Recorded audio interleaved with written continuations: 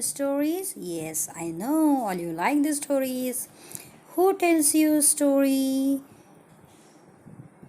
How many stories have you listened?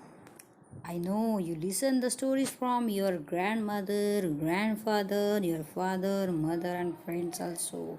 And you learn many of the stories. So now I am now going to tell you the story. You just listen carefully and then answer the questions. The title of the story is The Nightingale and the Nobleman. Nightingale म्हणजे बुलबुल पक्षी आणि nobleman म्हणजे एक सरदार. A nobleman in a faraway land once caught Nightingale and put him in a cage. दूर देशी राहणारा जो एक सरदार आहे त्याने एकदा बुलबुल पक्षाला पकडले आणि त्याला पिंजऱ्यात ठेवले. No birds like to be shut up in a cage. The nightingale began to plead. कोणत्याही पक्षाला स्वतःला असं पिंजऱ्यात डांबून घेणं आवडत नाही आणि म्हणून हा बुलबुल पक्षी सुद्धा त्या ठिकाणी त्याच्या स्वातंत्र्यासाठी सरदाराची विनवणी करतो. त्याला तो विनंती करतो. Please set me free. If you let me go I will tell you the secret of happiness. कृपा करून मला जाऊ दे. जर तू मला जाऊ दिलेस, मुक्त केलेस, तर मी तुला आनंदाचा जे रहस्य आहे ते सांगेन. The nobleman was rich but not happy. हा सरदार खूप श्रीमंत होता पण अजिबात सुखी नव्हता, आनंदी नव्हता. He wanted to know the secret of happiness. त्याला ते आनंदाचं रहस्य जाणून घ्यायचं होतं. So he let the bird go. आणि म्हणून त्याने त्या पक्षाला जाऊ दिलं. लिसन, said the nightingale. This is the secret of happiness. Never cry over spilled milk and never trust idle words. आणि तो बुलबुल पक्षी म्हणाला की घडून गेलेल्या गोष्टींविषयी विनाकारण दुःख करत बसू नकोस. The nobleman didn't think much of the secret. This is just a silly piece of advice, he exclaimed. तो सरदार म्हणाला की अरे हे तर नुसतंच छोटासा दिलेला सल्ला आहे. त्याचे त्यावर समाधान झाले नाही. The nightingale flew a little higher and said, too bad. You let me go. I have rare diamonds under my wings. Now you won't get any of them.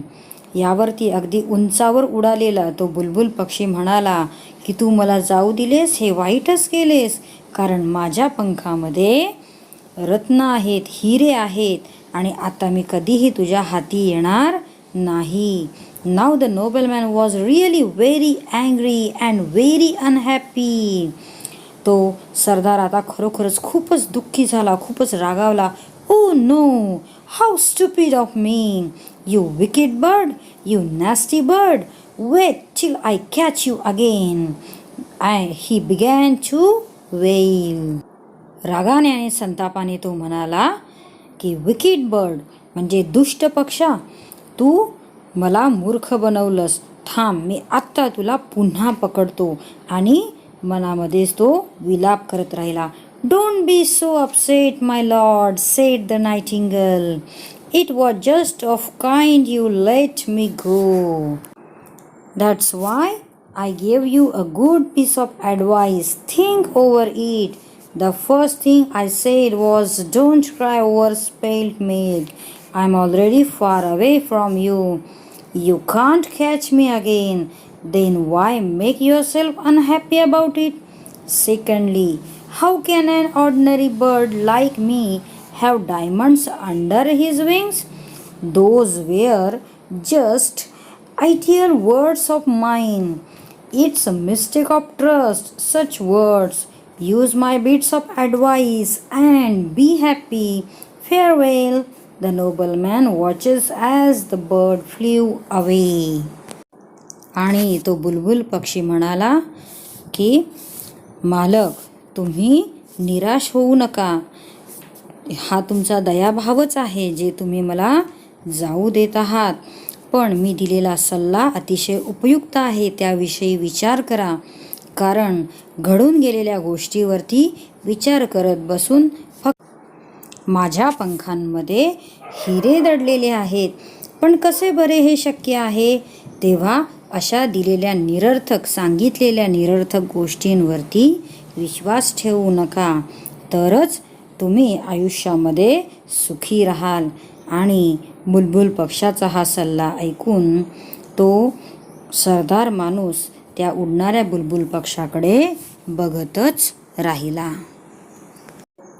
तर विद्यार्थी मित्रांनो, कशी वाटली गोष्ट? काय शिकलात तुम्ही या गोष्टींमधून? निरर्थक दिलेल्या गोष्टींवरती, शब्दांवरती विश्वास ठेवायचा नाही आणि घडून गेलेल्या गोष्टींसाठी रडत बसायचं नाही.